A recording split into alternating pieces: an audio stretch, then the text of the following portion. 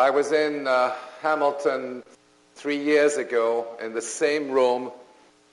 This was just in the wake of the war in Yugoslavia. And as you recall, many people, including people in progressive organizations, supported that war. In part, I think it had to do with a lack of understanding, but again, we were caught up in what we thought was a humanitarian war to liberate the Kosovars from the dictatorship of Slobodan Milosevic. But I think when we look at the history of this entire period, starting in the early 90s, we understand that this is part of a war agenda, and there are several stages in this war agenda. Certainly Yugoslavia was one stage, and Yugoslavia was very important as a stepstone into the Afghan as well as into the Iraqi war for political, geopolitical, economic, strategic reasons. We know also that the Balkans is an important corridor for pipelines, for transportation. It is the gateway into the Middle East. But if you look at national security documents, you realize that all these wars are part of the same design. They're part of the same, they emanate from the same military doctrine. And this is now abundantly clear when we look at what is called the Project for the New American Century, which is this blueprint of global domination, which was published before the accession of Bush to the White House. It is essentially a blueprint. It identifies the stages of this war. If we look at national security documents going back to the Clinton administration, we have evidence that the war in Iraq was already planned.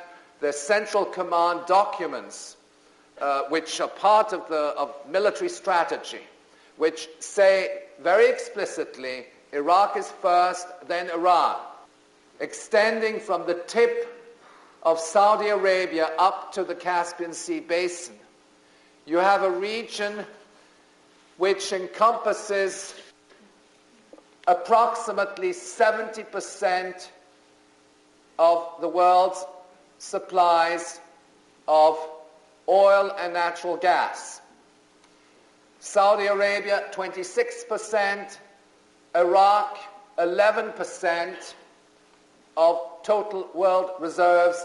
That is 5 times those of the United States. And this ultimately is the objective of this war. It is to secure access, control, and ownership over these reserves. It's not the only objective, but it is certainly a key objective. And this region is strategic. And it's not only Iraq, it's the broader region. Now, if you look at this region, you'll notice that it is heavily militarized in the sense that each of these little planes indicates a U.S. military presence. Since the war in Yugoslavia, specifically 1999, with the outbreak of the air campaign, NATO signed an agreement with several former Soviet republics, which is called the GUAM: Georgia, Ukraine, Uzbekistan, Azerbaijan, and Moldova. Explicitly, this military agreement was to protect and secure oil pipelines from the Caspian Sea basin back to Western markets. And in fact, very important to understand that these pipeline routes, they transit across the Caucasus, and then they also transit across the Balkans, which is also a pipeline project controlled by the same multinational companies. And there you can see that the civil war, which broke out in Macedonia in late 2001, was instigated actually by the CIA and by the U.S. military, always using Al-Qaeda as an instrument, as an intelligence asset to create conditions which ultimately lead to the destabilization of these countries. And one group of countries which is very important is Macedonia, Bulgaria, and Albania. And in the case of Macedonia, we know now for a fact that not only had you senior military advisors working with Islamic terrorists, which were integrated into the KLA. In other words, there was a direct collaboration between the U.S. military on the one hand and the Mujahideen, financed by Al-Qaeda, on the other. And it is amply documented that this collaboration took place. So we see that, and I'll try to go through several of the stages of this process. We see that on the one hand, the war is based on securing oil. It's based on securing control over people and institutions. It is also based, there's also a rivalry between the Anglo-American coalition on the one hand and what the U.S. media has called Old Europe, which is the alliance, essentially the alliance between France and Germany. And that confrontation is not in any way limited to the arena of diplomacy, to the Security Council of the United Nations. It's a much deeper division, which has to do with the fact that the oil industry is split down the middle, with the Anglo-American conglomerates on the one hand. British Petroleum now is integrated into the U.S. oil industry with the merger of British Petroleum and Amoco. And then you have the giant Franco-Belgian conglomerate Total-Fina Elf, which is competing for markets in this region, which is also supported by Germany. You have the Russian oil conglomerates. In other words, what we are looking at is a big divide. It's the confrontation between great powers in the areas of oil, but not exclusively. It is also in the military-industrial complex, where you have now an integration of British defense interests with those of the United States. And this explains the relationship between the two governments. It has nothing to do with Tony Blair or George W., okay? It has to do with the fact that British Aerospace Systems is now part of the U.S. defense procurement system, okay? It has exactly the same privileges as the Big Five, Lockheed Martin, Boeing, and so on, okay? So essentially we're dealing with the Big Six. So there's an integration at the level of defense production. There's an integration in the oil industry. There's consultations and integration at the level of the military and the intelligence, with the MI5, MI6 collaborating with their counterparts, and so on. So that is what creates this military coalition. And very crucial, it is also the confrontation between competing monetary systems, namely the confrontation between the almighty US dollar on the one hand and the new global currency, which is the euro. This confrontation for control over currency systems is something which is very important, particularly in this region.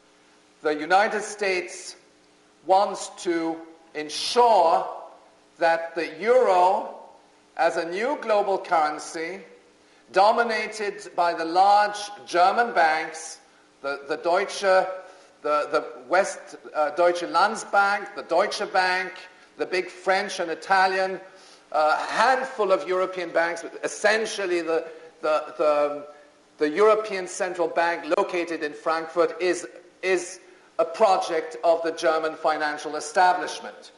And so that you have a clash in the oil industry, you have a clash in financial institutions. It's very complex. There are lots of overlapping and cross-cutting allegiances.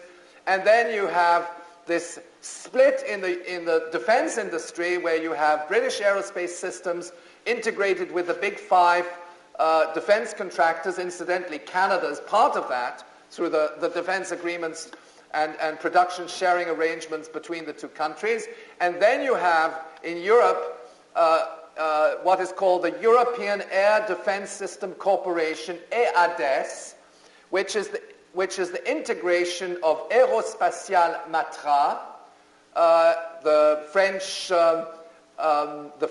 conglomerate on the one hand, and Deutsche Aerospace, which is a subsidiary of the powerful Daimler Group. And this has formed a very powerful competing defense conglomerate which does not have access to the US system of procurement, and therefore there's also competition in the production of weaponry. So you have essentially, I mean, these are not all the sectors in which there's conflict between these two economic blocks, but defense industry, oil, and currency systems are the main ones. And this hidden war particularly the hidden war between the United States and France, is something which goes back to the early 90s. It's certainly visible, although it's not reported in the media, in Central Africa, in the Rwandan Civil War, in the Congo, but also in West Africa, and it involves the confrontation of the old colonial powers, particularly France in this case, because Britain is allied with the United States, and the United States, which is establishing itself a colonial empire in Africa, using, again, triggering civil wars through covert operations and so on. All these things have been documented and studied, but they're not well understood and they're not discussed in the newspapers. So that we are dealing with a blueprint for global economic, political domination. This region, as I mentioned, is strategic. Afghanistan has a border with China. Afghanistan is now heavily militarized. Several of the former Soviet republics bordering onto, because it borders onto China, China's western frontier. Similarly, in recent years, there's been a militarization of the South China Sea. The ultimate rogue enemies are China and Russia. It's no secret to anybody in the military intelligence community. In February of 2002, the United States issued what was called its Nuclear Posture Review. And the Nuclear Posture Review was a redefinition of its nuclear policy, and it says we are now going to use nuclear weapons on a preemptive basis to protect ourselves against the rogue enemies. And they actually listed in the statement of this Nuclear Posture Review, they listed, of course, the well-known rogue enemies, the rogue states, Iran, Iraq, Syria, North Korea, Libya, but they also included Russia and China, okay, as stating very clearly that nuclear weapons are directed, nuclear warheads are directed to these countries, which in principle are supposed to be friends of America, at least officially. Now, another important development in this Nuclear Posture Review happened on the 6th of August 2003, which happens to be Hiroshima Day, 58 years ago.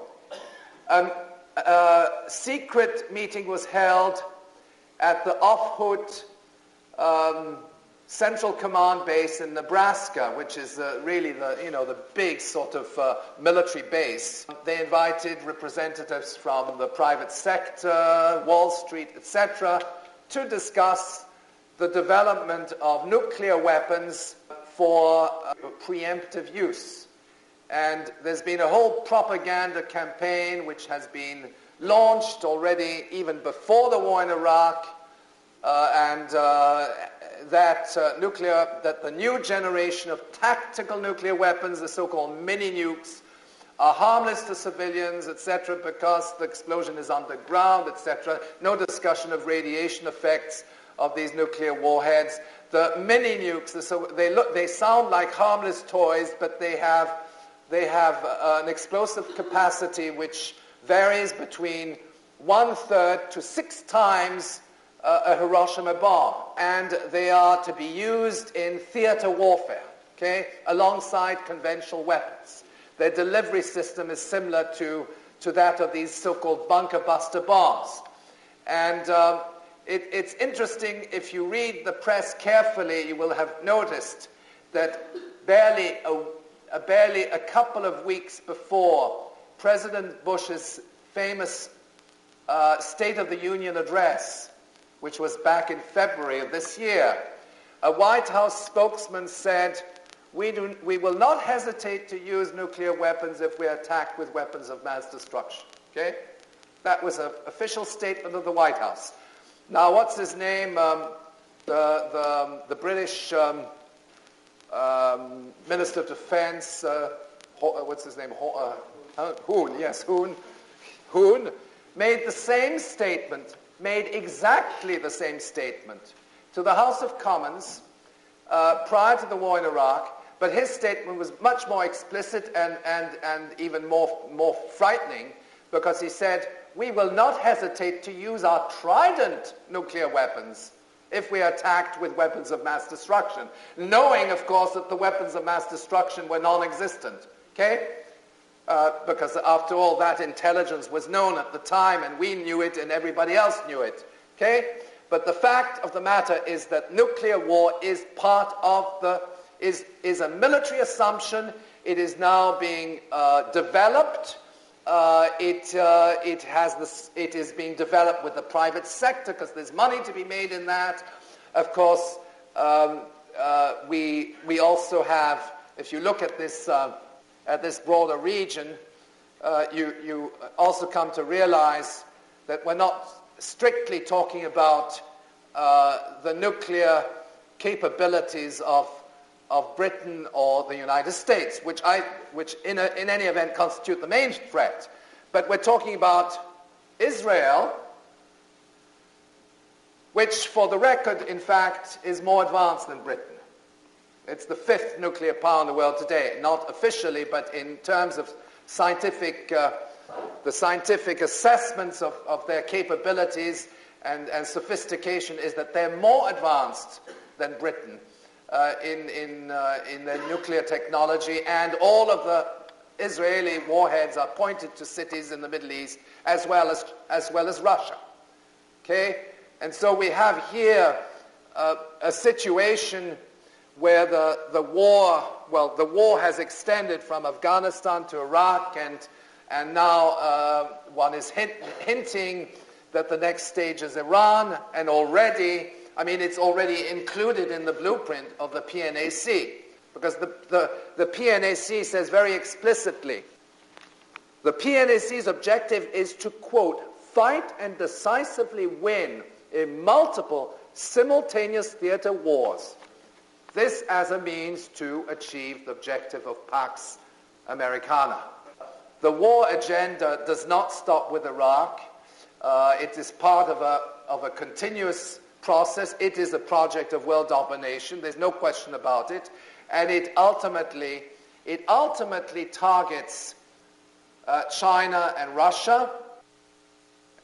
It also, in a sense, also targets the European Union. At least its objective is to gain economic and political dominance in relation to competing world powers. So that, I mean, in history, this kind of situation emerges. It's a confrontation between competing empires, and I think we have to understand it in that particular way. And that's why I try to look at it in terms of the various underlying objectives of this war, which is petroleum.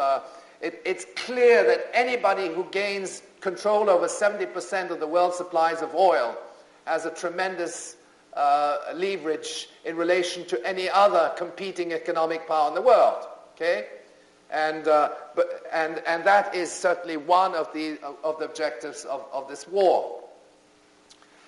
Now, all this is happening at a period of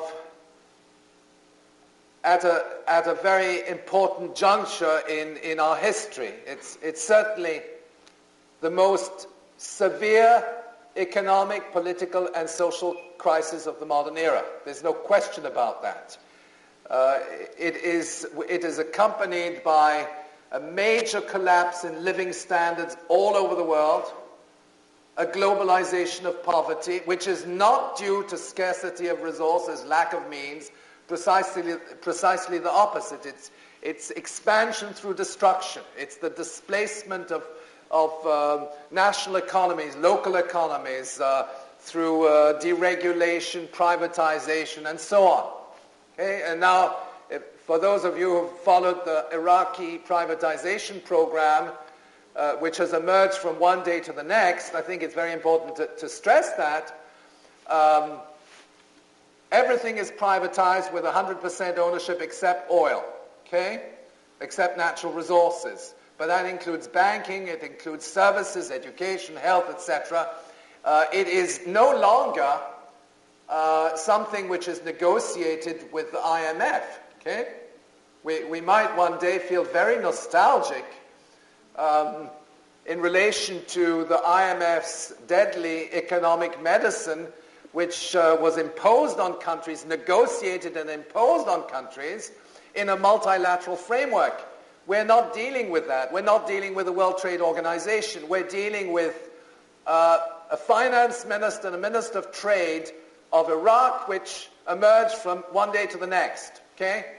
And who then go off to Dubai to a World Bank meeting, and then the following week they're off to the OPEC meetings representing Iraq, when we know for a fact that these people are stooges of the United States, and they're instruments of the United States military intelligence apparatus.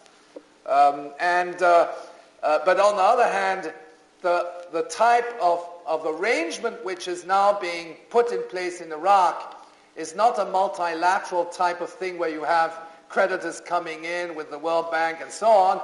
It is a colonial structure where the U.S. government and the U.S. Treasury will set the stage for how the economy is going to be revamped.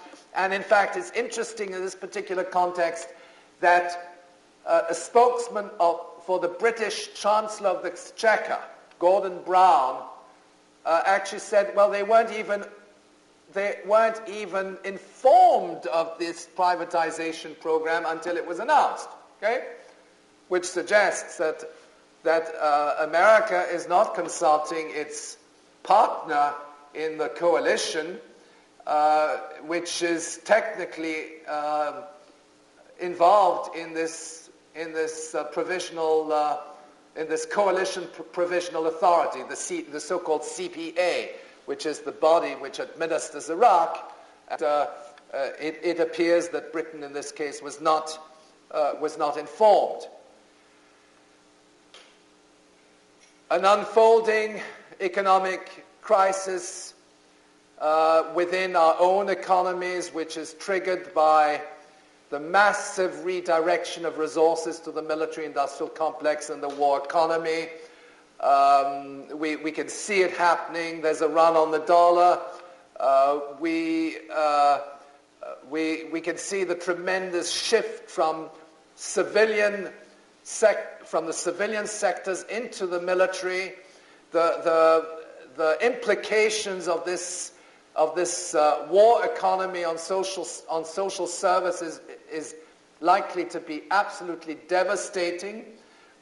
We can see also massive budget deficits accumulating due to the expansion of military budgets, and contrary to the 1930s, because I think we have to also start comparing this situation with that of the 1930s in Germany. Okay? This is a movement towards fascism. It's a slide towards fascism. It is supported on its militarization on the outside, internationally. Inside, it is the establishment of the police state under the Patriot legislation. This police state apparatus is unfolding, and in fact, what you have is the militarization of civilian institutions. We brought out a very interesting study in the magazine, which has to do with the fact that in the United States, they're repealing legislation which prevents the military from entering into the spheres of civilian police and justice. It's called the Posse Comitatus Act. It goes back to the Civil War. It's a very fundamental principle that the Pentagon, that the military do not intervene in police functions or in the judicial. And what is happening is that this legislation is being repealed, and we are now seeing the militarization of civilian institutions. So that de facto we have a military government in the United States, let's face it, because George W. is not the person who is pulling the strings. His understanding of foreign policy is very limited.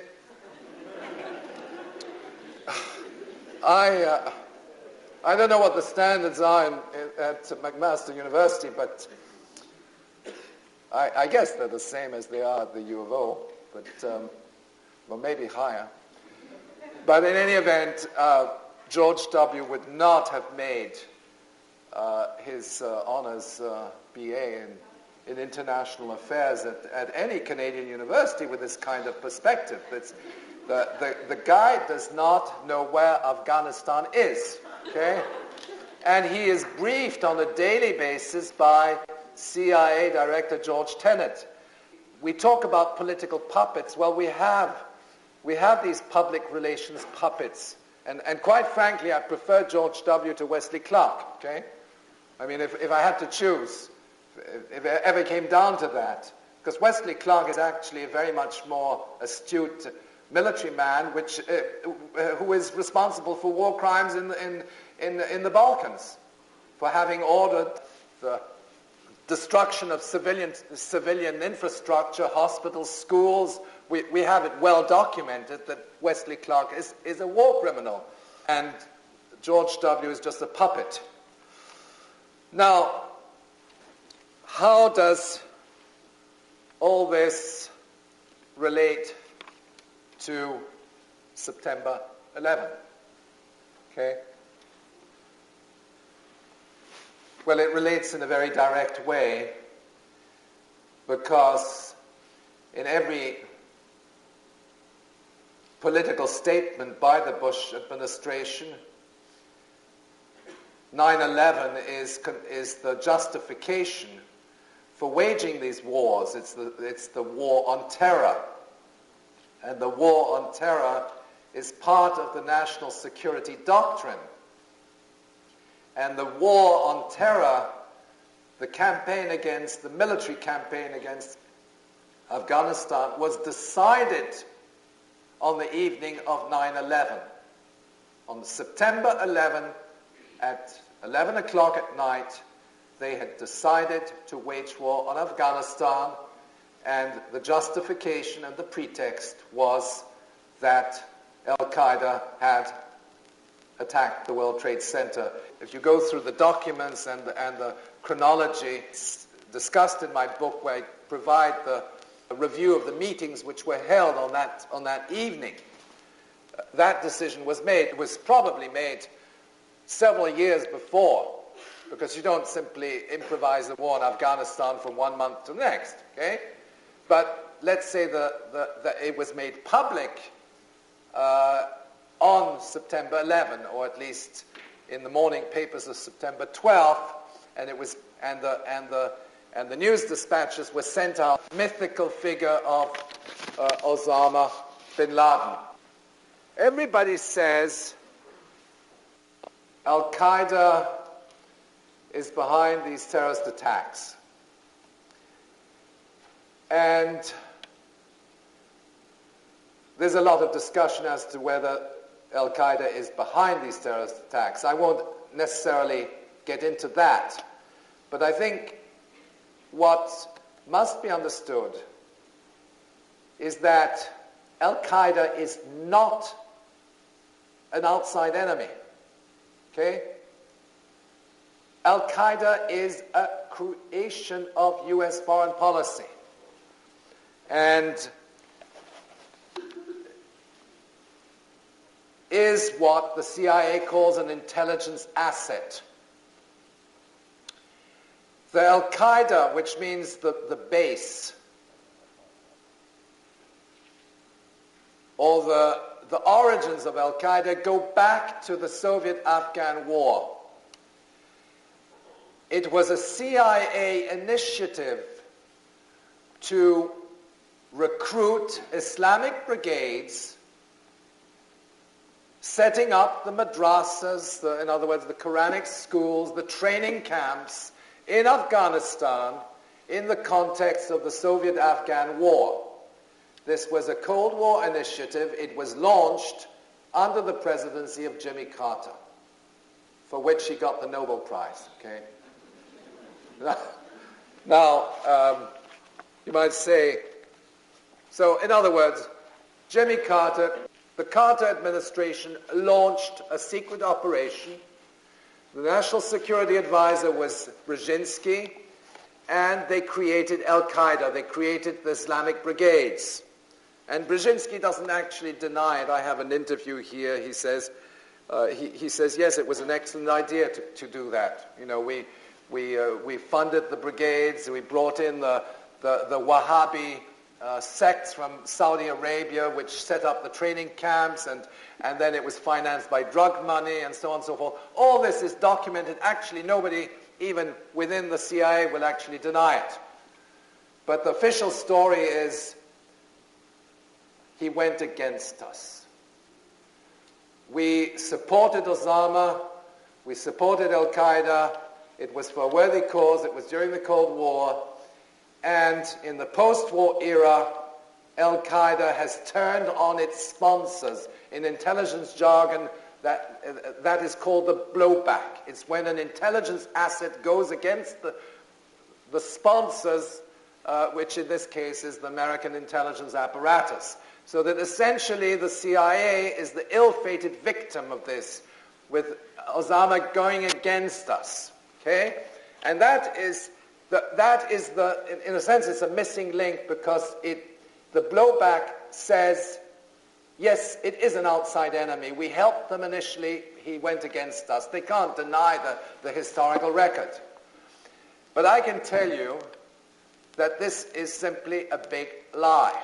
And it's not so much, I mean, the lie has got to be so big. It's not the question of whether there was foreknowledge, okay, of the 9/11 attacks.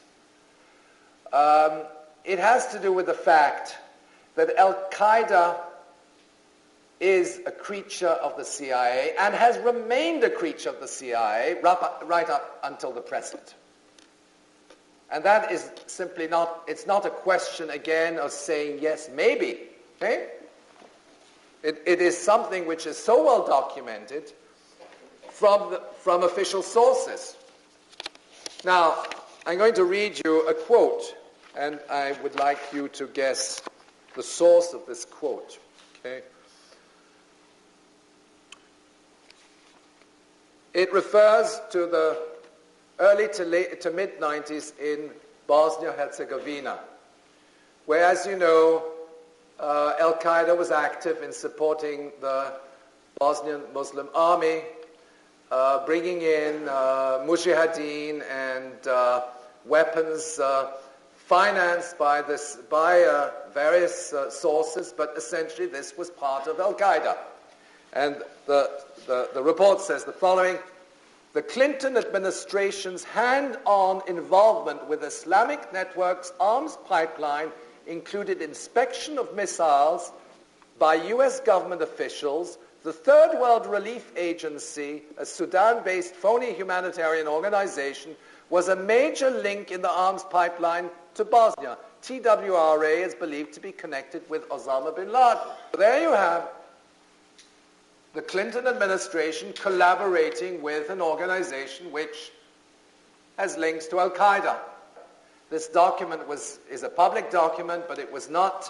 They decided to keep it, more or less private to themselves because they wanted to discredit Clinton for his affair with Monica Lewinsky. Okay, and I know that there was discussion within the Republican Party to trigger an Osama Gate, a Bosnia Gate, Osama scandal, which would then backlash on the Clinton administration and accuse Clinton of collaborating with Islamic terrorists. Okay? A bit like the Iran-Contra scandal. And it was decided within the Republican Party not to pursue that particular course because that was their course. That was the continuity of foreign policy right from the beginning. Okay? And it could backlash and it would destroy the continuity. So they preferred to go for the easy Monica Lewinsky scandal, which would denigrate and discredit the administration for something which is admittedly not as serious as collaborating with the terrorists. Okay, but I mean, we have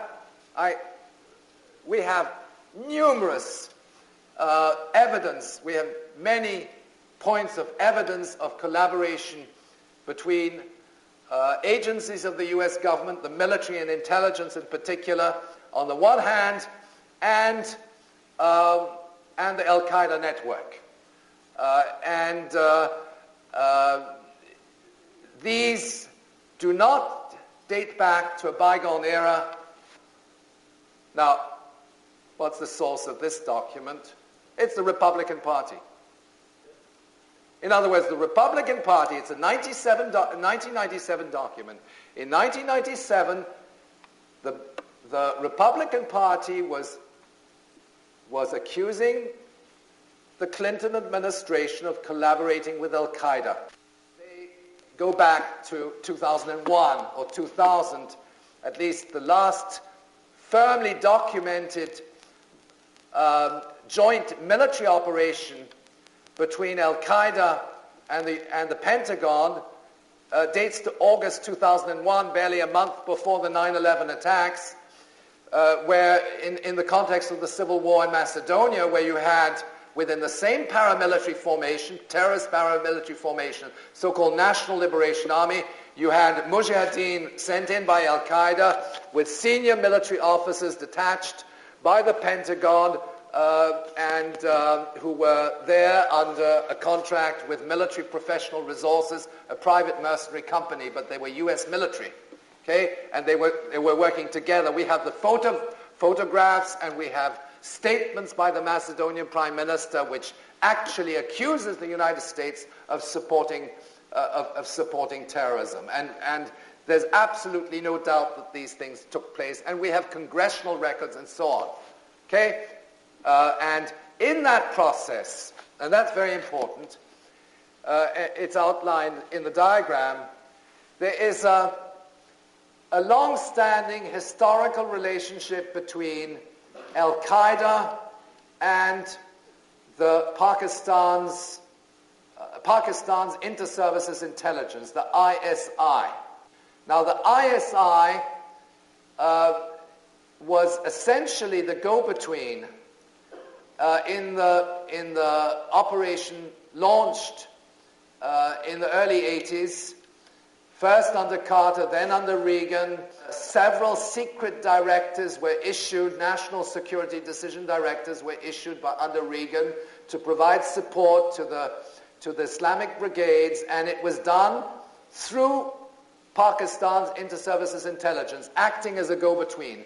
So that, in a sense, Pakistan's inter-services intelligence has always acted, in a sense, as a subsidiary of the CIA. And that relationship, incidentally, was never severed. The relationship between Pakistan's ISI and the CIA has never been severed. And on the other hand, Pakistan's ISI continues to this date to support Islamic terrorist organizations in different parts of the Middle East and Southeast Asia, even in the western province of China, and they are doing this on behalf of their counterparts in the CIA. Okay, the ISI is leading these covert operations, terrorist organizations, in favor of terrorist organizations, and they're doing it while maintaining very close bilateral ties with their U.S. counterparts in Langley, namely the CIA. That background has to be understood. Now, we have reason to believe that Pakistan's ISI is part of the 9/11 conspiracy. And this is not, and at the same time, Pakistan's ISI has links to the CIA and to the Pentagon. In late September 2001, there was an FBI report to the effect that that unnamed sources in Pakistan were financing the terrorists, Al-Qaeda. The relationship is documented by other sources, including the Council of Foreign Relations. But then that statement by the FBI was then later confirmed that the money transfers which were sent out of Pakistan by the ISI had been ordered by the head of the agency, General Mahmoud Ahmad. In other words, the FBI confirms that there was an undercover role whereby Pakistan's inter-services intelligence transferred money to the ringleader of the 9/11 attacks, Mohammed Atta. This came out in the press reports, and the report itself was commented on network television. And they speak in the FBI report of the money man, the mastermind, the financiers behind the terrorists. And in a subsequent report, the name of the head of Pakistan's inter-services intelligence is actually mentioned as him having given the order to transfer this money to the alleged terrorists of 9/11.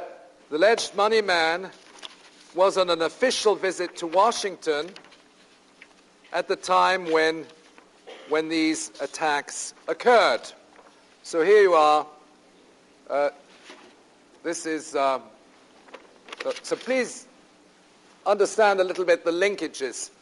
The FBI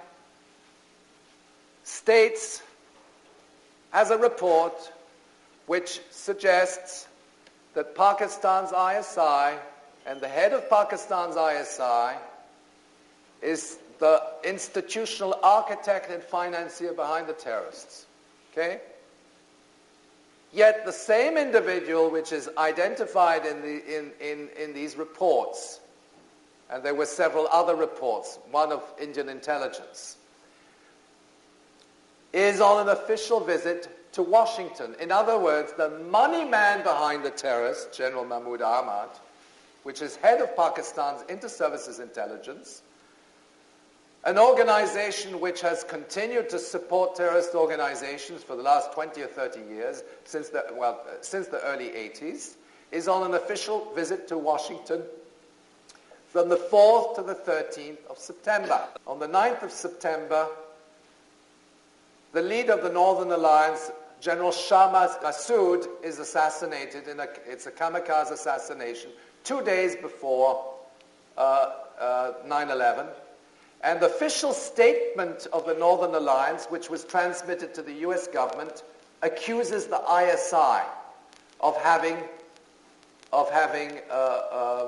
instigated this assassination. It's interesting that all this, of course, is very carefully acknowledged by the US media. In fact, the Washington Post states very clearly in an editorial which came several months later, they point to the fact that this general who was met at the very senior levels of the Bush administration, meeting two individuals who are now in charge of the inquiry, Senator Bob Graham and Representative Porter Goss. Okay? And it just so happens that on the morning of 9/11, the two individuals who are now entrusted with that investigation and who have produced this 800 or 900-page report with 28 missing pages, well, these individuals were having breakfast with the money man on the morning of 9/11. The US media gives us the evidence that the ISI is behind it. The Council on Foreign Relations has documented it, but they don't connect the dots to the extent that they say, how come this money man is received red carpet treatment in Washington and meets virtually everybody in the Congress and the Bush administration and so on and so forth. And then on the morning of the 12th, well, actually on two successive meetings, the 12th and the 13th, he meets Colin Powell and Richard Armitage, and he's invited into the State Department on the 13th to discuss the terms of Pakistan's cooperation in the war on terrorism. Okay? So bear in mind, you have this money man behind 9/11 is invited into Colin Powell's office, and there they discuss how the money man can help in going after terrorists. It's a bit like asking Al Capone to help in going after organized crime. It's the same, it's the same procedure, but in other words, Pakistan's inter-services intelligence, which is the institution behind these terrorist organizations, is also the organization which ultimately is going to serve the interests of the US government in going after the terrorists. And the conclusion one draws, apart from all the other evidence which has accumulated, the stand-down orders, the mystery surrounding the collapse of the World Trade Towers, the collapse of WTC 7, for instance, which is shrouded in mystery, the cover-ups, and so on and so forth. All of this suggests that, first of all, that the foreknowledge issue is a red herring. Okay, it's there to mislead people, because what it does is it says, oh yes, well, there were failures, intelligence lapses, etc. The FBI didn't do its job, or the CIA we didn't know, but we didn't know when they were going to hit us, etc. Of course, they knew. Okay, intelligence assets which collaborate with the U.S. intelligence apparatus are known to their sponsors. This is not an outside enemy, it is an inside enemy. Even if these groups have a certain degree of autonomy, they are instruments of U.S. foreign policy, the instruments of the U.S. military intelligence apparatus. On the 10th of September, Osama bin Laden was admitted to the military hospital in Rawalpindi, Pakistan. Now, anybody who's been to Rawalpindi knows that it's swarming with U.S. military advisors. Okay? The whole place it's the base of the Pakistani military and so on. And nobody of that stature, Osama bin Laden, would be able to enter into the hospital without some connections at the very senior levels of the military intelligence apparatus. And of course, you can always claim a reward. Okay? Now, that piece of news, of course, very, very important because it refutes all the statements made by Donald Rumsfeld, who says, well, we don't know where he is. It's like looking for a needle in a stack of hay. You've heard that several times, right? Says, well, we don't know. Maybe he's in Afghanistan. We don't know where he is. Well, this report confirms, and I think it's a reliable report because it's my favorite anchorman, Dan Rather. CBS News reporting from Rawalpindi, Pakistan. Now you see, Dan Rather again does not draw the implications of his reports. He goes to the hospital, interviews the people, sends back the images and so on. We have the transcripts of this report, and he says here, Dan Rather reporting from Rawalpindi, Osama was hospitalized on the 10th, and that was only 24 hours before the 9/11 attacks. And then but he doesn't connect the dots and say, well, Donald Rumsfeld is a big liar, okay? Because if Dan Rather says that he was there, either Dan Rather's a liar or Donald Rumsfeld is a liar. Somebody is lying, okay? But if Osama was there one day before these attacks, we could have gone in and arrested him in his hospital bed in Rawalpindi, and this would have saved a lot of time and energy and so on and so forth. But obviously that was not part of the agenda which the US military intelligence establishment want to achieve.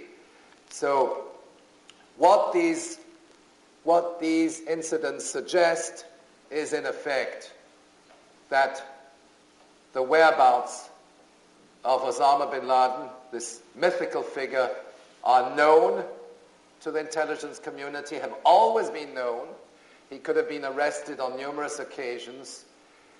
The history suggests that Al-Qaeda is an organization which was created by the CIA, and that those links have been sustained ever since. And it makes a tremendous difference in the way we understand these events. We have to understand that the war on terrorism is fabricated. It is a complete fabrication. But at the same time, it is the doctrine which justifies all these actions, both internally and internationally. The police state inside, the militarization of the Middle East and Central Asia. On the other hand, it's part of the national security doctrine. It is a big lie. And it's perhaps the biggest lie in US history. And it is absolutely essential that a consistent anti-war movement reveal the lie. We can't simply go around saying, and that's why I say the war and 9/11 have a relationship, because 9/11 is the basis which justifies the war on terrorism and this war of conquest. And you might find people, even among progressive organizations in Canada, who say, well, you know, I think I'm against the war in Iraq, but I think we should go after this guy, Osama bin Laden, okay?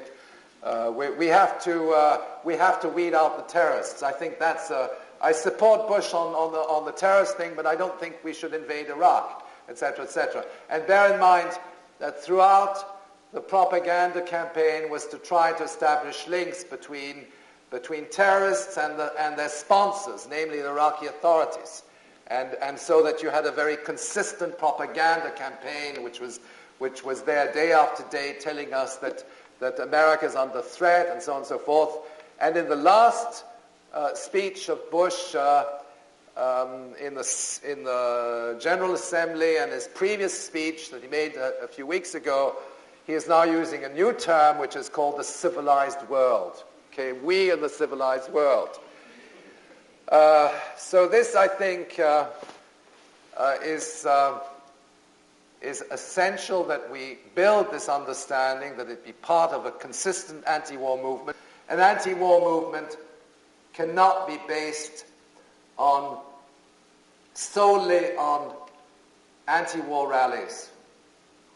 We have to consistently create an organizational structure, a network which spreads across the land, of grassroots, educate our fellow citizens, spread the word, establish committees at the local level, perhaps a far less dramatic way of building an anti-war movement, and because what happens with these big rallies, they take place and then subsequently people go home, feel good that they've done something, but we need the organizational structures. We have to question the legitimacy of the main political and military actors behind this war project.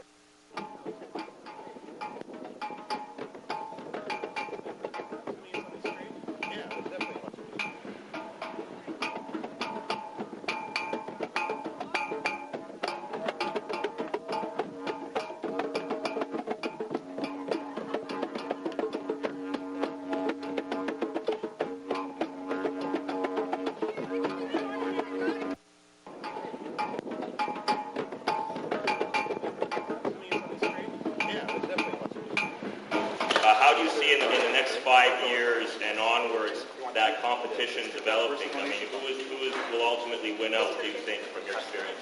This is a difficult question. The United States has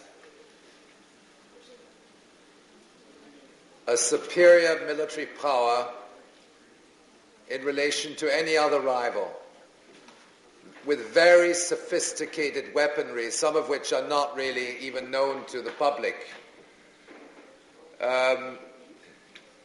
We're talking about secret weapons programs, climatic, environmental warfare, the HARP program, new generation of nuclear weapons, Star Wars. In fact, I should say that Iraq was the first Star Wars because 60% of the missiles were sent using the GPS, the Global Positioning System, by satellite. Okay, they were launched from aircraft. They were launched from various locations, but they were teleguided by the satellites. So we're dealing with a tremendous advance of the United States in relation to any one of the other powers in the world today. So I think that's the first issue. The second is that the Anglo-American oil companies, in the wake of this war, whether we like it or not, they have established their control over 11% of the world's oil reserves, and they also, more or less, they have control over 36%, because that includes Saudi Arabia, and then if you add the Emirates to that, it's even more.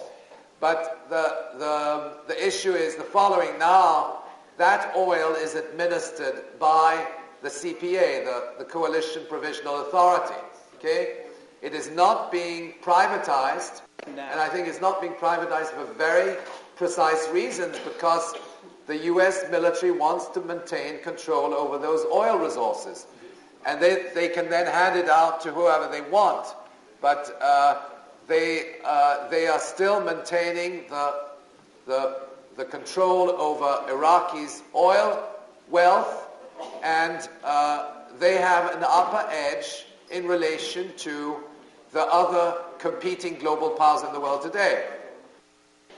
Could you comment on what you think Saddam Hussein's role in all of this? Well, first of all, Saddam Hussein was initially installed by the United States, going back to the early periods.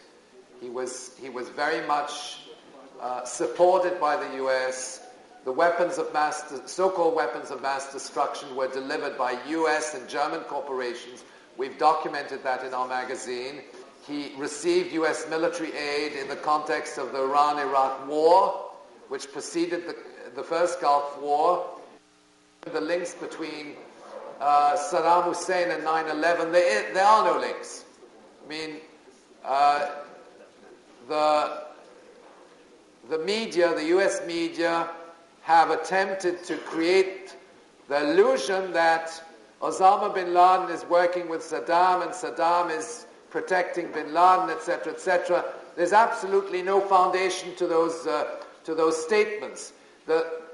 On the contrary, there's a lot of evidence, as I've suggested here, that the links are between Osama and the Bush administration. Okay, if there are links, documented links, we have links between Colin Powell and Al-Qaeda, very precise links.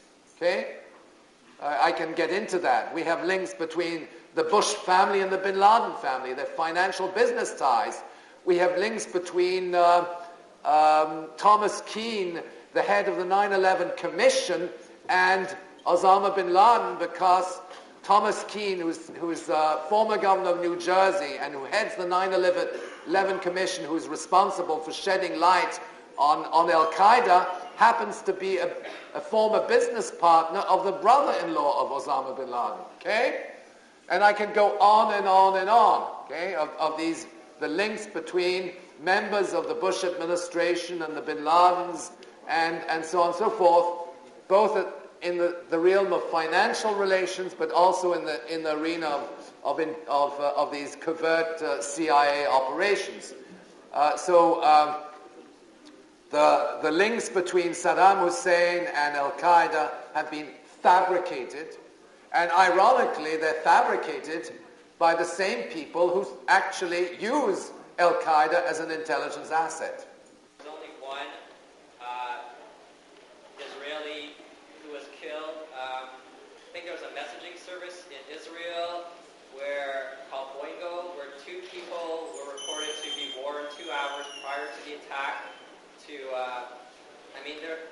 There's, I think, Chossudovsky was formerly in the Israeli intelligence Mossad, and he said that they have a history of getting people to attack their enemies by means of deception, which was done in Libya when Reagan was induced to attack Libya after information was planted by the Mossad. I mean, is this another angle that you've taken any look at? That report that you're referring to, this messaging service, is correct. That there were email messages which confirmed that the attacks would take place several hours before the attacks took place, and that's on record. But there are many other indications. There's the inside trading on airline stocks, which took place on the 8th, 9th, 10th of September, and where financial institutions made billions of dollars in short selling, what we call short selling the stock of airline companies, so betting on collapse. This is for people who trade in options, they know exactly, it's a put option on a stock. Now, with regard to these killing people as a means to justify particular foreign policy initiatives, this is nothing new. The most well-documented case of this is a secret blueprint of the Joint Chiefs of Staff, which is called Operation Northwoods. Now, Operation Northwoods was a secret plan to blow up an airplane and to kill people in the Cuban community in Miami, and then blame it on Fidel Castro as a pretext to invade Cuba. Okay? It sounds, you could make a movie out of it, but it is actually that. Those documents have been declassified. They're available on our website, and actually we published an article in the magazine, in the first issue of the magazine. Operation Northwoods was precisely that. It was to create civilian casualties, and I quote from the document, a useful wave of indignation would follow. Obviously, France, Germany, Belgium are not stupid. They know what's going on. Why does the EU insist on expanding eastward, like especially when Poland is over and over again referred to as America's Trojan horse in the EU? Do they see anything there? Do they think they can overcome America's influence over the Eastern European states? Or are they just going into their... Well, you see, there are two processes taking place simultaneously. One is called European enlargement, which is the integration of new members into the European community and new associate members, okay, in which the countries of the former Soviet bloc of Eastern Europe are candidates for full membership in the European Union. And there's another process which is called NATO enlargement. And NATO enlargement is to bring these countries into the orbit of NATO, but mainly of the United States, in the form of military agreements and so on. And these two processes are, in a sense, competing with one another. I still think that Poland is really it's in the back door of Germany. It's not possible for the United States necessarily to establish itself in Poland, or let's say the Czech Republic, or the Slovak Republic for that matter. The Balkans is a different matter. Croatia is in the German orbit, Montenegro, Serbia possibly in the orbit of Germany, Macedonia, Bulgaria, Albania are in the US orbit, and that has a lot to do with pipelines. So there's a struggle for territorial control. The euro is the currency in all those. The euro is being used as a proxy currency in the Balkans, in Eastern Europe.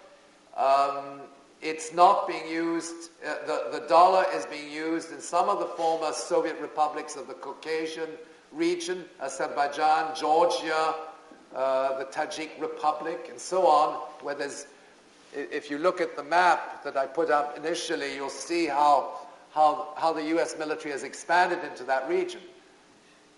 And I was wondering if you would make, say, a comparison between what happened in that week and the Nazis setting fire to the German parliament. It's much more sophisticated. There's that analogy has been made by many authors. And in fact, there have been other analogies. We've also drawn the analogy between 9/11 and Pearl Harbor. Okay? We know it's documented that the United States knew that Pearl Harbor would be attacked. Okay? And they let it happen. It's somewhat different because it was still the Japanese Air Force that did the bombing. Okay? But they knew it, and we have intelligence documents to prove it. In the case of 9/11, we have so much information which the information doesn't necessarily tell us who did it, but the information refutes the official narrative in many ways, and it shows that there was cover-up and complicity of key members of the Bush administration. I'll give you another example. I mentioned the role of the General Mahmoud Ahmad. Okay?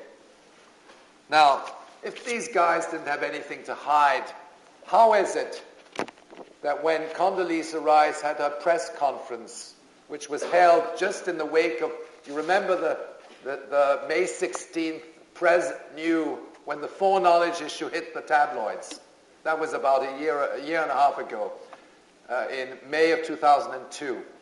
She gave a press conference, and then there was an Indian journalist who asked the question. He said, "Is it true that that the head of Pakistan's inter-services intelligence was in Washington at the time of the attacks and had meetings with you and other people, etc., etc.?" Important piece of information. How come that sentence was withdrawn from the transcripts.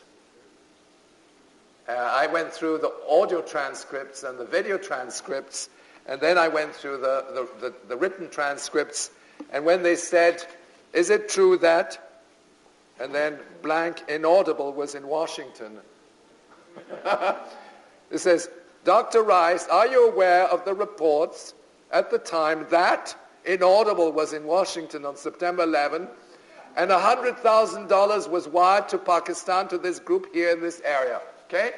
The money man behind 9/11. So that was inaudible.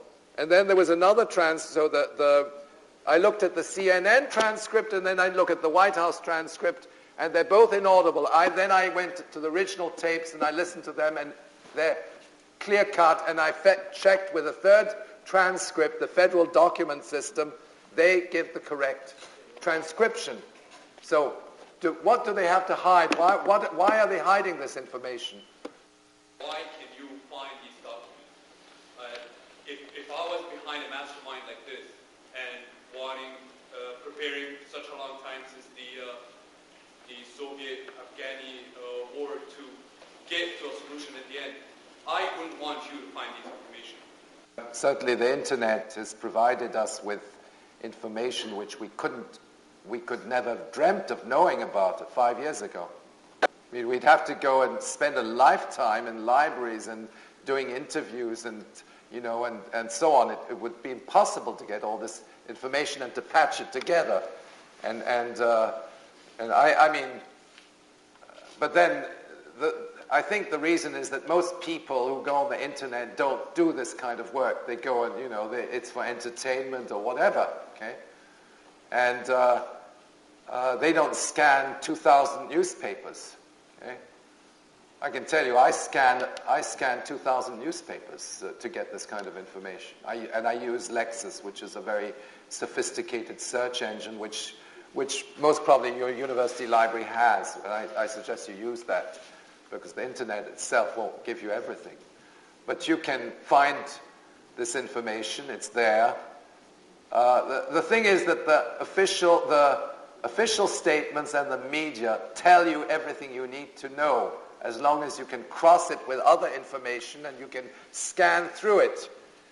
The problem with the media is that they provide information and then they refute the information that they provide, okay? In the same way as Dan Rather says, "Oh, I'm here in Rawalpindi, and Osama was here on the 10th. He was hospitalized for a kidney condition." But Dan Rather doesn't say, "Oh, Don Rumsfeld, you're a liar." Or he could have said it politely. It seems that this information refutes the statements of the Secretary of Defense, Donald Rumsfeld, who says that we can't find him. It's like looking for a needle in a stack of hay. But he would lose his job if he said that. What I don't understand is, how could House of Representatives in the U.S., how could the Senate, all these different systems that were created by the civil services in U.S. Hundreds of years ago, which were, I believe that was based on true democracy back then. How could they ignore such evidence? I mean, you managed to find them out. They're government officials. They're on both sides of the spectrum. People in the U.S. Congress, on both sides of the House, know the information that I presented to you here. Some of them don't dismiss it, or they haven't analyzed it, but certainly the people who sit on the committees, they know. They know. The people who sit on the Intelligence Committee, the Armed Services Committee, they know about this.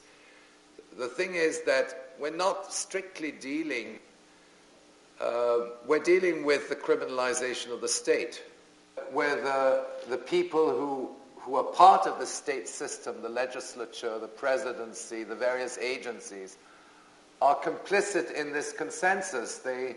And they also are complicit, also supportive of the seat of power within that that system, so that they support their president in the same way as we support the Canadian government. However, I think that this situation is possible because the information does not trickle down to the broader public in a way which would significantly change their point of view. I mean, people in the United States are very uneducated. 60% of the population in America believe that Saddam Hussein was responsible for 9/11. Okay, even though the press said otherwise. Okay, so the propaganda apparatus is so strong that it drowns this kind of information. But I tell you who is responsible and who is complicit. It's the media. And it's the CBC as well. It's it's Radio-Canada.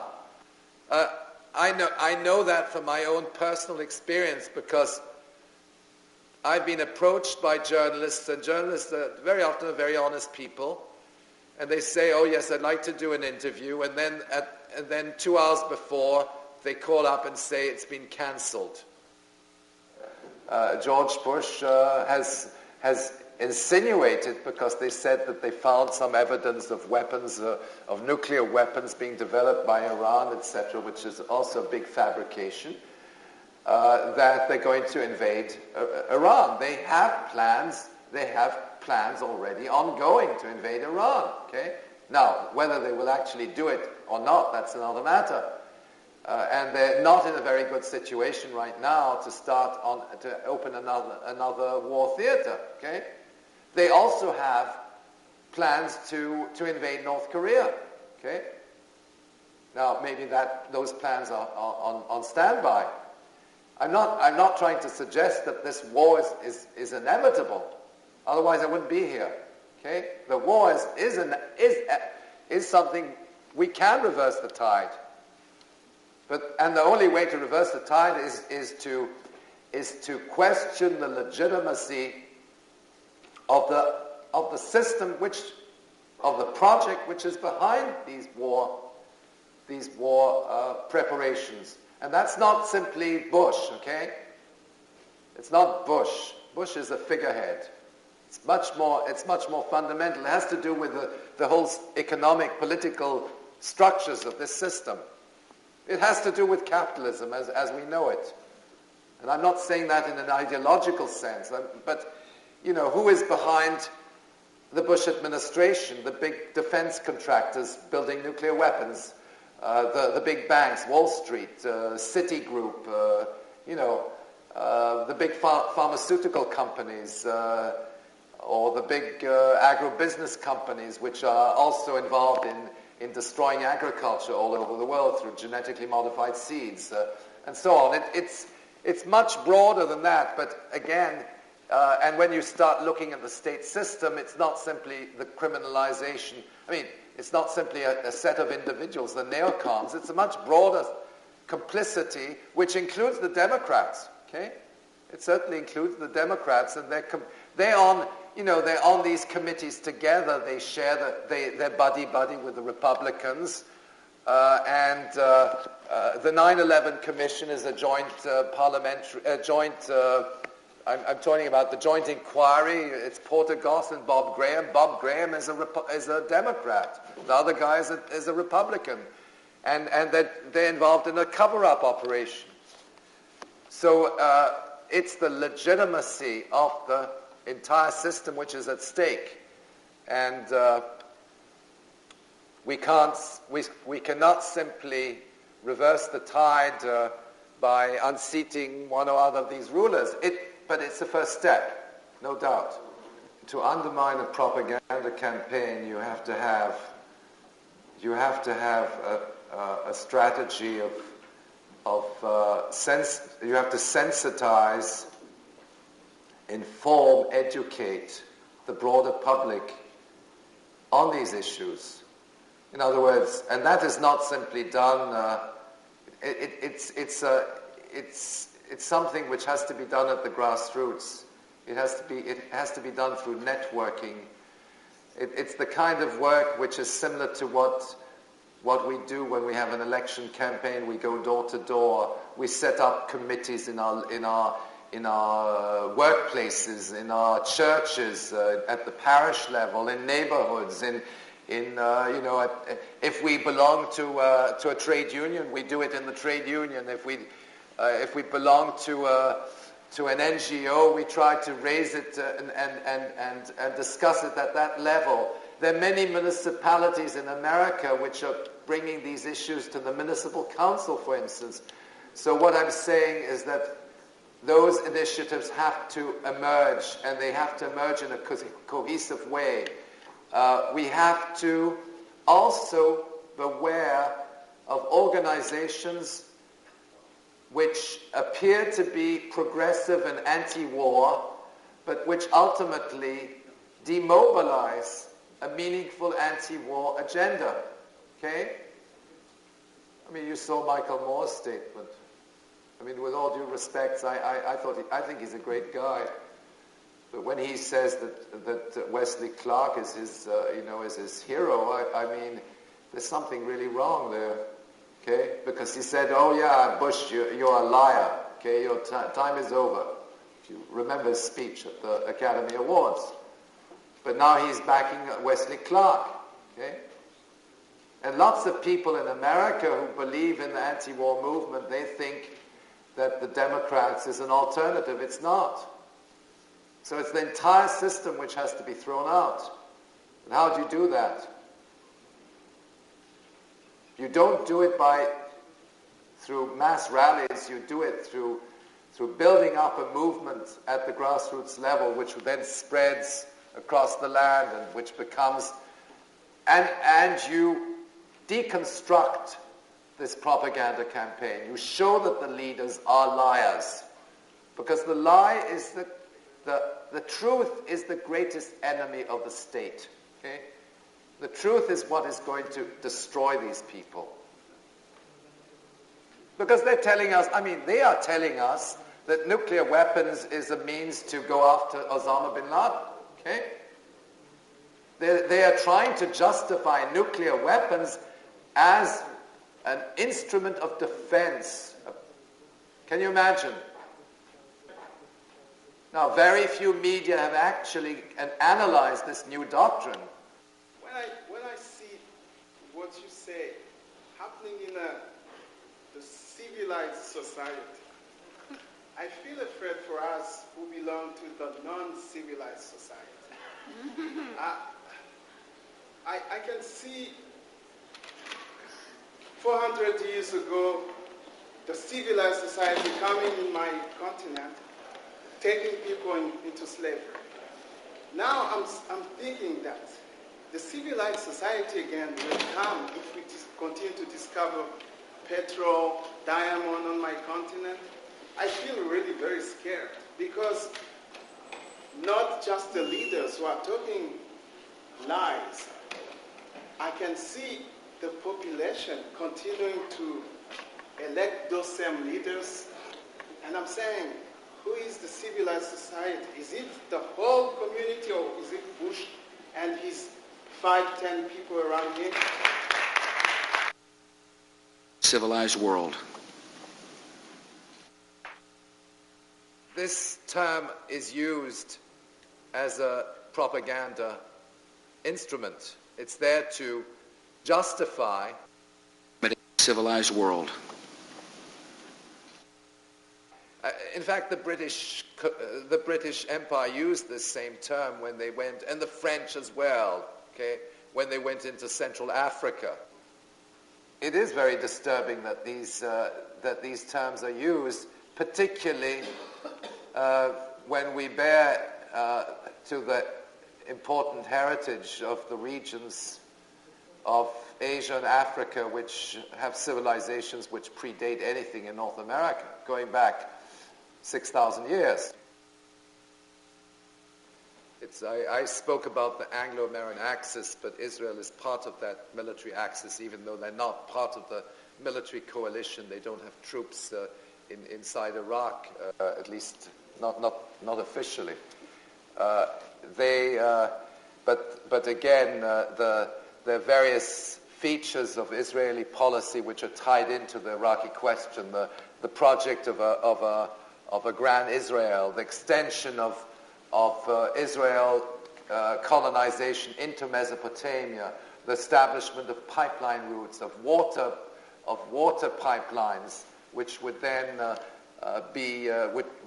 in other words, the water resources of Mesopotamia, the Euphrates, would be used by Israel, and so on. All these things have been articulated to the extent that we can't really look at the Iraqi situation without an understanding of what's going on in Palestine. There are several war theaters within the Middle East, and the war in Palestine is part of that broader process.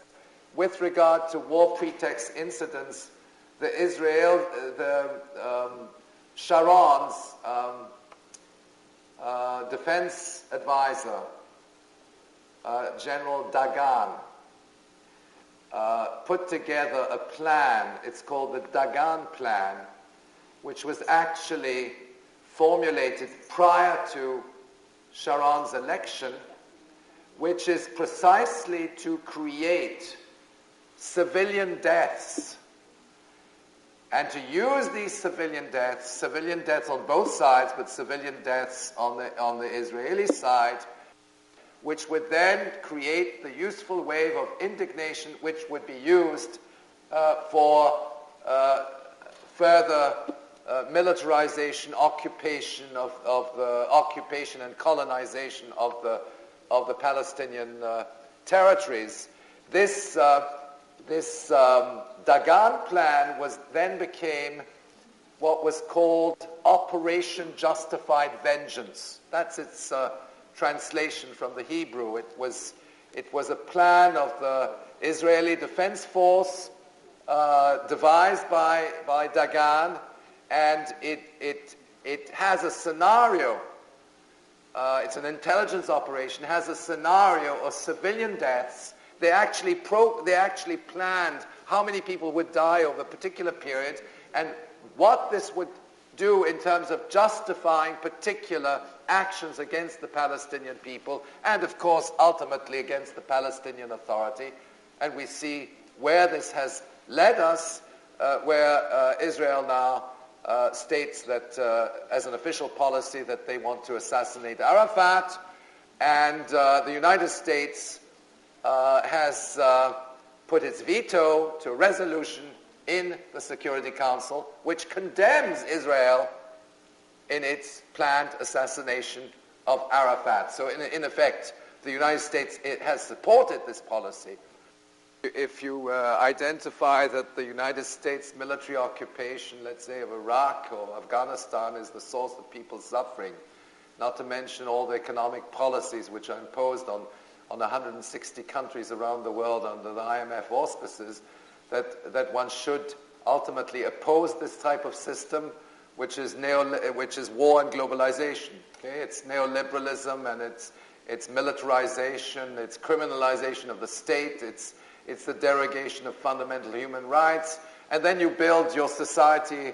You don't resist against this system by proposing some abstract paradigm. Okay, you build it through a movement which ultimately deconstructs and rebuilds.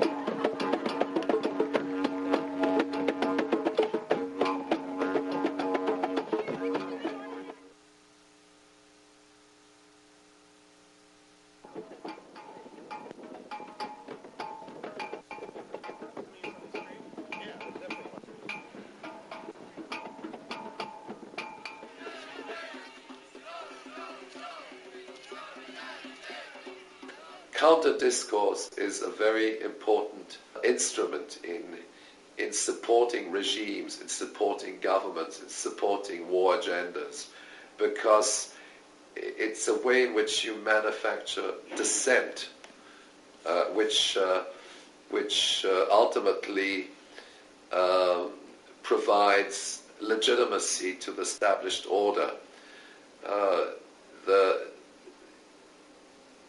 The manufacturing of dissent means that people express their dissent and their resentment, whether it's against the war or whether it's against globalization, in a particular stylized way, and the boundaries of dissent are already established. So in other words, again, they will say, I'm against the war, but I think Saddam Hussein was a bad guy. And that's a form of dissent which ultimately reinforces the system rather than weakens it. And in other words, there's a big strand of opposition within America, which ultimately, by making this kind of statement and analyzing in a particular way these occurrences, are in fact supporting the New World Order agenda. Not necessarily Bush, but they're saying, okay, well, we don't like Bush, but then the Democrats will come in. In other words, they want the system to remain afloat, and they don't realize that ultimately there's nothing which is going to there's nothing in their positions and in their activism which is going to reverse the tide of the military-industrial complex, of the new drive towards nuclear weapons. This system is increasingly characterized by very centralized corporate control. Eventually the agenda, and that's the corporate agenda, is to privatize all forms of state-supported social activities. A massive redirection of resources from civilian activities into the production of weapons and all the concurrent activities which support the war agenda.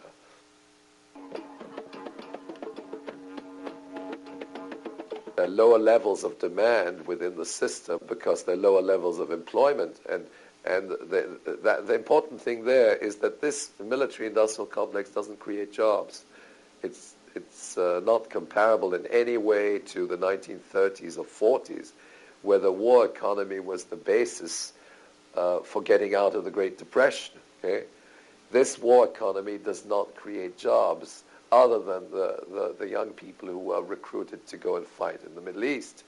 But it does not, it's highly capital intensive. It's not a big assembly line where, thousands or tens of thousands of people are being hired and where jobs are created. So that we cannot expect that the war economy will generate new jobs, which will then allow other sectors of the economy to progress. It's quite the opposite. Prisons are being used to assemble goods, to produce commodities, and of course, it's in a sense it's an appendage of the cheap labor economy. But you see, there's another aspect when you get into the international dimensions of this economic crisis, is that what is sustaining the U.S. Consumer goods industries today is the fact that a large percentage of what we actually consume on a day-to-day basis is produced in China, Bangladesh, Mexico, Indonesia. In other words, in countries where the wages are 30, 40, 50 times lower than in the United States.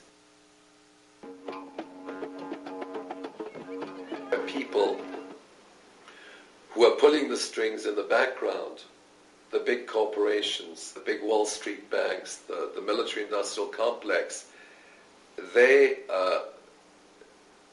want to ensure the continuity of this system. And the way to do that is to pull the plug on a president who is discredited in the eyes of public opinion, and then ensure the transition to a new group of people, a new set of political puppets who will then perform, perhaps with a slightly different agenda, but ultimately supported by the same economic corporate interests that operate behind the scenes. I think that's really what is important to understand, is that the Bush administration and even members of Bush entourage, senior Bush officials, are instruments. They're not ultimately the architects of this war agenda. During the Clinton administration, all these war plans were already on the agenda. The national security doctrine of the Clinton administration clearly points out that Iraq is a priority. There are even documents of Central Command which say Iraq first and then Iran, and that the objective is to secure control over oil in that region. It's not an issue of a narrow group of advisors, the so-called neocons, in the Pentagon and the State Department. It's a much broader process where particular groups of officials may come to rotate from one administration to the next, so as to ensure the U.S. Agenda of sequential theater wars, which is outlined in the PNAC.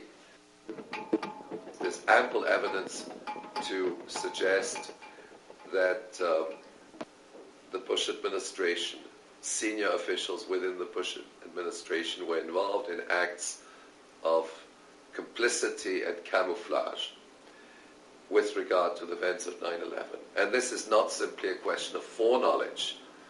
It's the fact that the CIA has supported Al-Qaeda, that Al-Qaeda is an intelligence asset, that Al-Qaeda has performed on behalf of United States covert operations in different parts of the world. It's not a blowback to the era of the Cold War. Once you recognize that Al-Qaeda is a creature of U.S. foreign policy and of the U.S.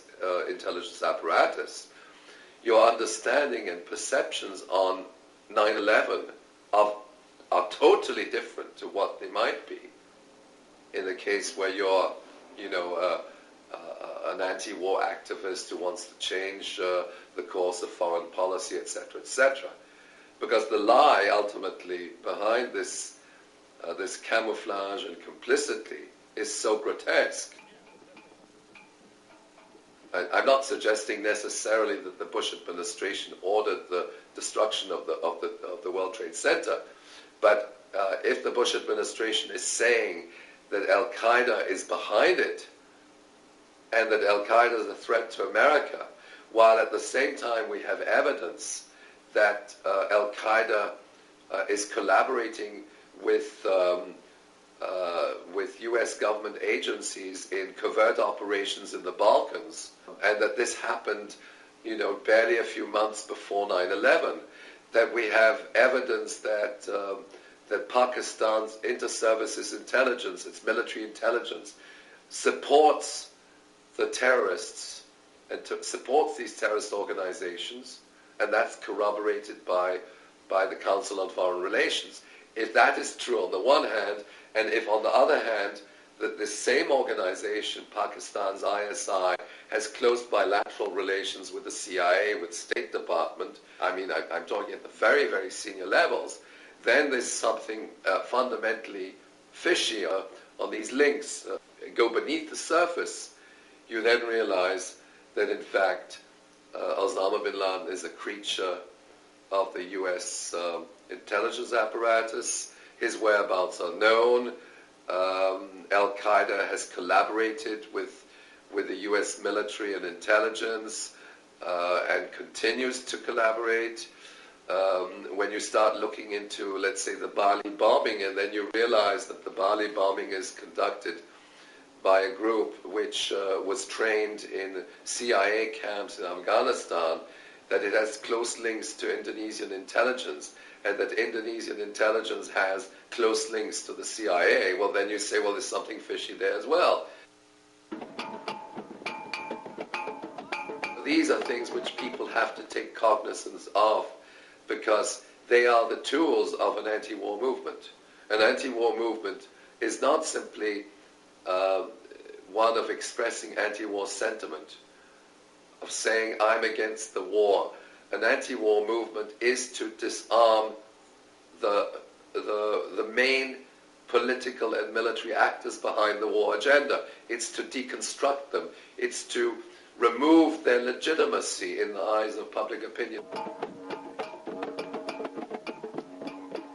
A large segment of the anti-war movement actually supports the assumptions of the Bush administration regarding 9/11, to the fact that Al-Qaeda is a threat to the security of America, and that the war on terrorism is a valid objective of U.S. foreign policy. Of course, that weakens the anti-war movement, because you have a large segment of people who say, yes, I'm against the war, but I do support our administration in the war on terrorism, as if the two things were disconnected. And the issue is that the war on terrorism is the justification for conducting the war. Namely 9/11 and the hoax behind 9/11 and the government camouflage and conspiracy behind 9/11 becomes the instrument for waging a war on the so-called sponsors of terrorism, the state sponsors of terrorism, which are the countries such as North Korea, Iraq, Iran, and so on. There is no doubt that Saddam Hussein now has weapons of mass destruction. There is no doubt that he is amassing them to use against our friends, against our allies, and against us. And then you have this propaganda campaign which attempts to link a relationship between, let's say, Saddam Hussein and Osama bin Laden. It's a failure to understand what is behind 9/11 as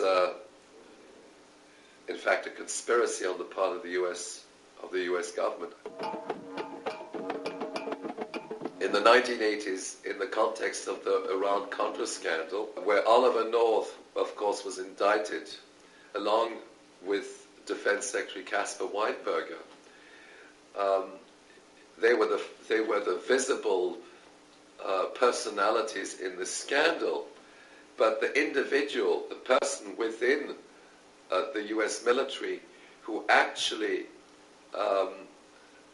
played a very key role was Colin Powell, because Colin Powell signed the release forms for the transfer of weapons from logistics to Iran, and with the proceeds of those weapons sales, they funded the Mujahideen, the Islamic brigades, as well as the Nicaraguan Contra.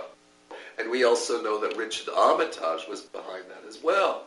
So these individuals have, over the years, played a role in the process of support, of building and creating these Islamic brigades.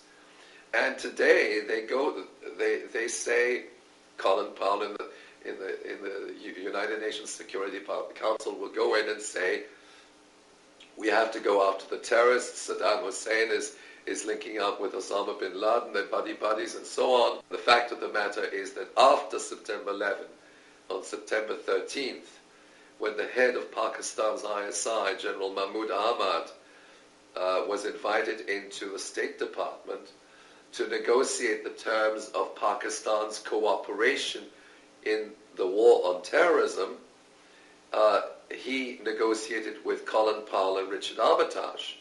There were meetings held behind closed doors on the 12th and the 13th of September with the head of Pakistan's Inter-Services Intelligence. Yet at the same time, the Bush administration knew, the FBI knew, the CIA knew, that this same individual was behind the transfer of money to the terrorists, as confirmed by an FBI report published in late September. They also knew of the historical link between the ISI and the terrorists. Obviously, they knew because they're behind it. The CIA is at the pinnacle of this relationship. CIA, ISI, Al-Qaeda. That understanding, I think, is crucial. In an anti-war movement, we have to understand that the main political actors are criminals. They are war criminals, but they're involved in a process of deceit, using the instruments of intelligence, presenting the war on terrorism as an objective of U.S. foreign policy, when in fact they are the architects of these terrorist organizations. It's not simply going into the streets and saying, I'm against the war, please get out of Iraq. The way to organize an anti-war movement, the way you do that is to show that these people are criminals in the eyes of public opinion. And you reverse the consensus. The consensus is that the Bush administration is a legitimate government. It has made mistakes. It may have acted on the foreknowledge that something might have happened on 9/11, but there were failures and lapses and so on. That's the kind of consensus which is unfolding. I don't think that public opinion or even the anti-war movement is saying that this administration, these people should be arrested, okay? And they should be arrested in terms of their own legislation, their own laws that they are themselves enacting. If U.S. public opinion were to understand that the Bush administration is complicit, that the Bush administration was involved in acts of camouflage, that the Bush administration is responsible for the deaths of the people on September 9/11, 2001, the whole process would collapse like a deck of cards. The leaders behind this agenda would not have a leg to stand on. But we must not fall into the trap of revealing the links of a handful of individuals within the Republican Party or the Bush administration, when in fact the complicity is much broader. So the fact that successive administrations, Clinton, Bush, have supported Al-Qaeda, that this is on record, should constitute the basis for leading an anti-war movement, which will then discredit the leaders to the extent that meaningful changes can occur in the fabric of U.S. society, the fabric of the state apparatus, in the role of the corporations. An anti-war movement has to be coupled with an anti-globalization movement. We're not dealing with separate processes. We have to understand that dollarization, free trade as defined by the World Trade Organization or under the Free Trade Area of America's project, is part of this broader agenda of military conquest.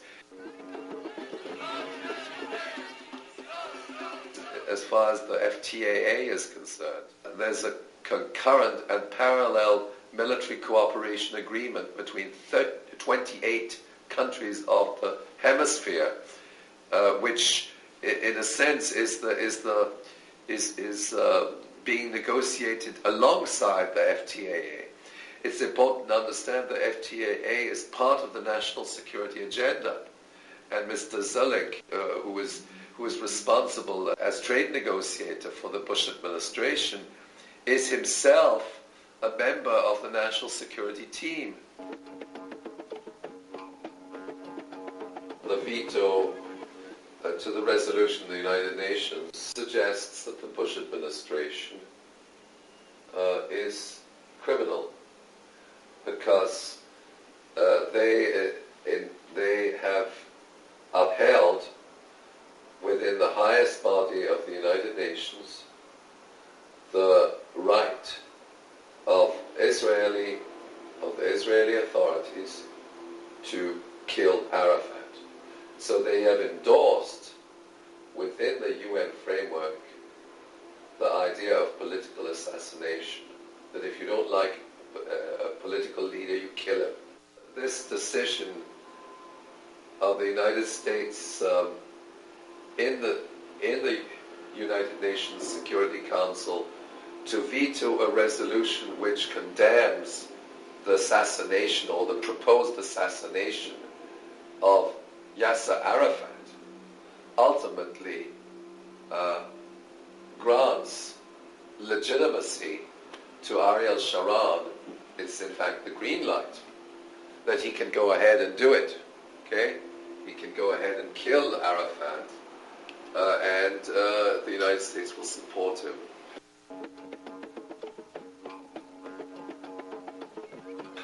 This diplomatic stance, because it's within the arena of the United Nations, is not very intelligent. Okay, perhaps a democratic administration might have proceeded otherwise. Okay, in other words, they might say, well, let's get rid of Arafat, but we don't need to make it public. We don't need to plaster it on the tabloids that we're in favor of killing him. Okay, that is the nuance maybe between a Republican administration and a Democratic administration. This administration is not particularly good in international diplomacy. It states its agenda very clearly. It says, we don't like this guy, we'll go out and kill him. Okay, he's a threat to America, let's go and kill him. He's a threat to peace in the Middle East, let's kill him and ensure continuity. Under Clinton administration, they would have said, yes, we support Chairman Arafat, and then they send in the CIA, and the CIA kills him off. What I'm trying to say is that this administration on the surface looks really bad, because it advertises how bad it is to public opinion, and it makes the statement within the United Nations. But I don't think the choice is to have, if we go in for regime rotation in America and we get a new government, and the new government is not quite as explicit in terms of its plans to assassinate heads of state that they don't like or leaders that they don't like, well, that we've actually achieved something in the realm of progress or humanity. The loyal opposition is in fact not an opposition, because the loyal opposition is committed ultimately to maintaining the status quo with regard to the American system of government and the American corporate agenda. It doesn't question the fact that Wall Street can take over health services and education, that the main thrust of the U.S. economy is the weapons industry, that civilian activities are being destroyed with a view to beefing up the military-industrial complex, producing nuclear weapons, and so on and so forth. It doesn't ultimately get to the core of the American system of government and the American economic social system, or American capitalism. And I think that's the main weakness of this anti-war agenda.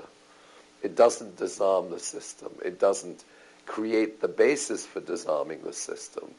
It is also very much based on dramatic one-day public events, big rallies. So on a particular day, everybody goes to the streets, and it's a ritual in a sense.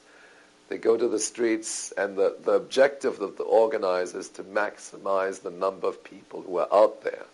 The objective is not necessarily to disarm the to disarm the war agenda.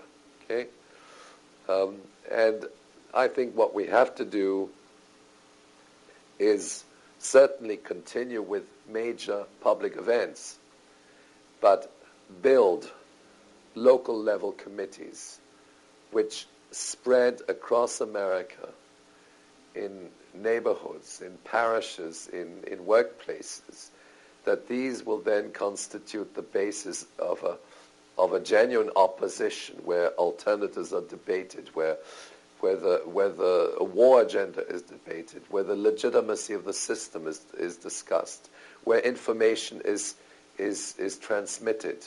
We have to weaken the propaganda apparatus.